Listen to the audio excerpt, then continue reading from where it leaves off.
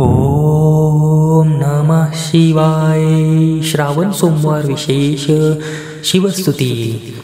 नमः शिवाय रुद्राय नमः ओंकाररूपिणे भक्तस्थलस्वरूपाय शिवलिंगाय ते नमः।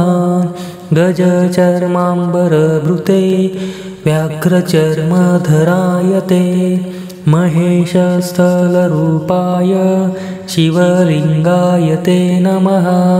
कपर्दिने सकलाय ककुद्भिध्वजशोभिने प्रसादस्थलरूपाय शिवलिंगाय ते नमः।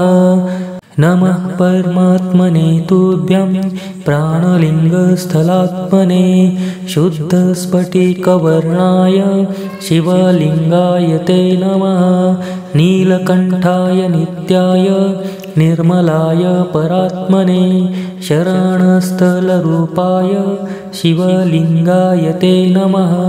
त्रिशूलमृगहस्ताय कुठारभयपानये शिवलिंगैकरूपाय शिवलिंगाय ते नमः। नमो दक्षमकान्ताय नमोऽन्धकविघातिने नमः सर्वज्ञरूपाय शिवलिंगाय ते नमः। पार्वतीशाय पृथवे पराय परमेष्टिने नमस्ते नित्यतृप्ताय शिवलिंगाय ते नमः। नमस्ते वेदरूपाय नमः कन्तानिषङ्गिणे नमस्त्वानादिबोधाय शिवलिंगाय ते नमः।